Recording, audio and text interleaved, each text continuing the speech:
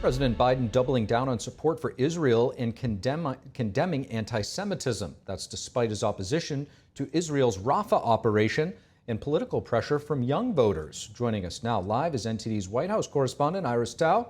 Good evening, Iris. So what's Biden's message in his big speech today?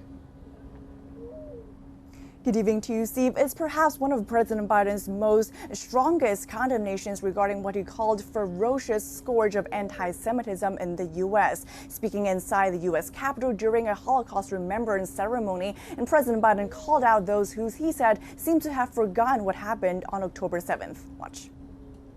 Over 1,200 innocent people, babies, parents, grandparents, slaughtered in their kibbutz, but just 7.5 months later, and people are already forgetting.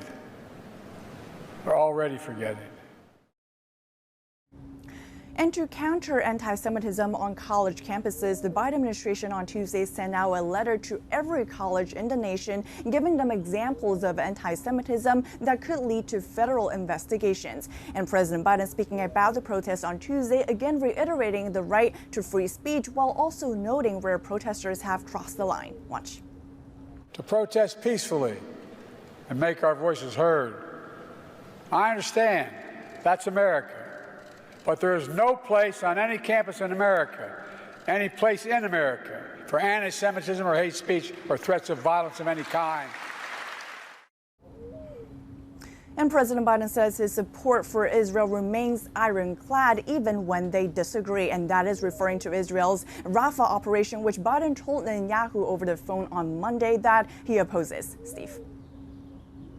The administration certainly walking a fine line up until today with, in terms of messaging on this issue with all of these college protests going on. The president certainly unequivocal today. Iris, how is President Biden's 2024 rival, former President Trump, reacting to all of this? So former President Trump, speaking outside the New York courtroom this morning, again blamed the current college protests on President Biden. He says the country is on fire. Watch. There are protests all over the country. I've never seen anything like this.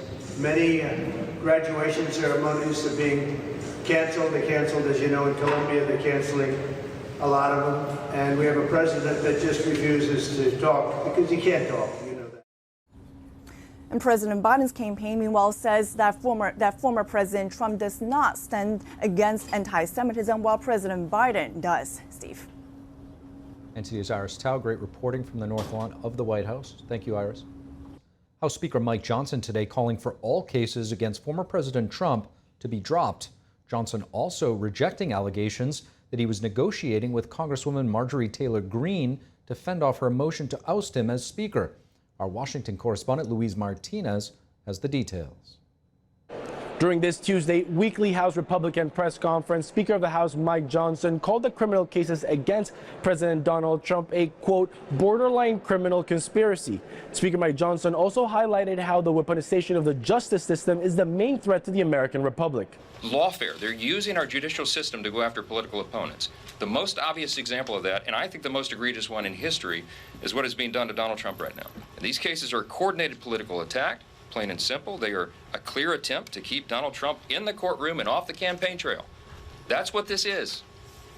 It's an election interference. It is borderline criminal conspiracy. Congressman Pete Aguilar, the chairman of the House Democratic Caucus, argued on Tuesday that Speaker Johnson's emphasis on Donald Trump's legal woes has something to do with his private meetings with Representative Marjorie Taylor Greene. You know, he was just here at this podium, very animated in talking about some topics that had not been front of mind in the past, namely the president's investigations, the former president being investigated.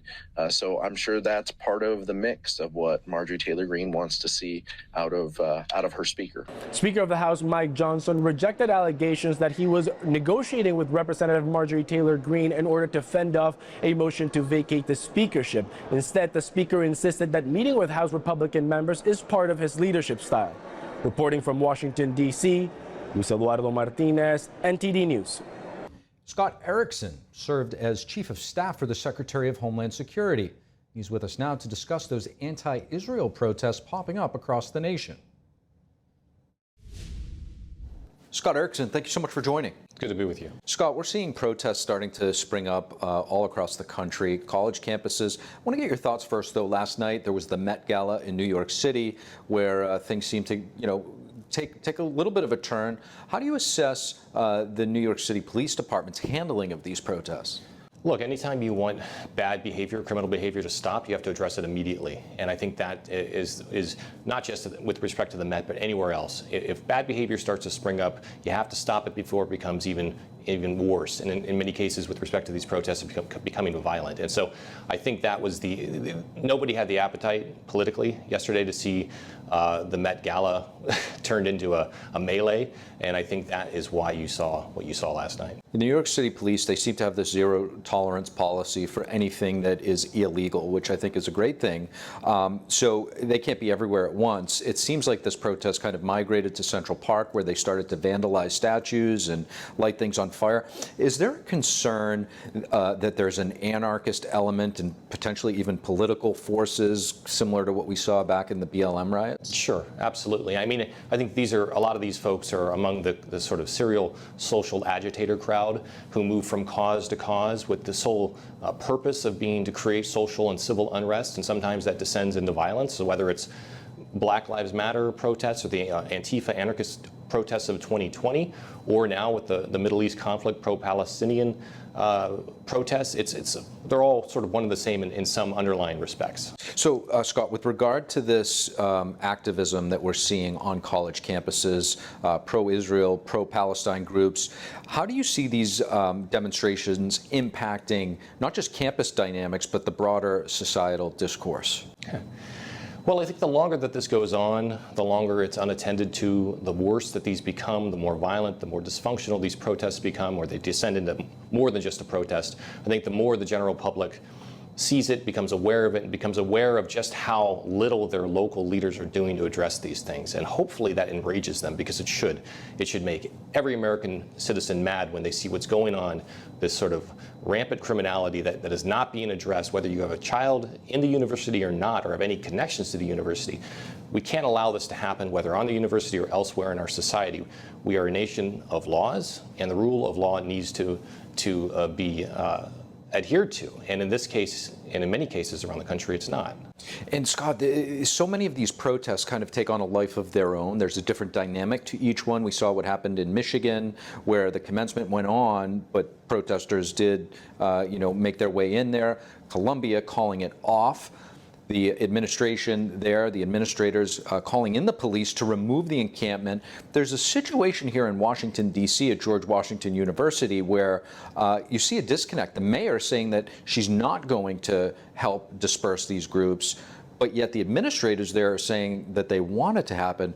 What's going on here? Well, this is outrageous. It's sort of unconscionable. I don't know how to describe it any other way. I mean, to ask for help from the police when criminal behavior is occurring and affecting you, and for the police to say, no, we're not coming in. We talked about this earlier. Imagine walking out of your front door, you go on your lawn, and there's a dozen protesters vandalizing your property, using racially motivated threats to prevent you from leaving your property to going to work. And you go inside the house, call 911, and the police say, sorry, we're not coming because we support their right to protest. It's ridiculous and it's outrageous. And D.C. is a unique, being a federal district, it's a unique jurisdiction. Congress has a lot of authorities and power. We'll see what they can and will do. Obviously, federal government is divided among political parties, so we'll see if there's any sort of bipartisan effort to address this. But for the mayor to tell law enforcement, do not help a university that's asking for help, do not help the university police department when they need help, is just as outrageous as what happened in 2020 in Portland, when local municipal leaders would not allow local police to help the federal police, and state government would not allow state law enforcement to help federal law enforcement, and that led to a months-long standoff at the Hatfield Federal Courthouse, and millions and millions of dollars in damage, hundreds of injuries for federal law enforcement, and all unnecessary. Scott Erikson, really appreciate you joining us. Thank you. And D.C. Mayor Muriel Bowser and D.C. Police Chief Pamela Smith will be testifying before the House Oversight Committee in an emergency hearing tomorrow.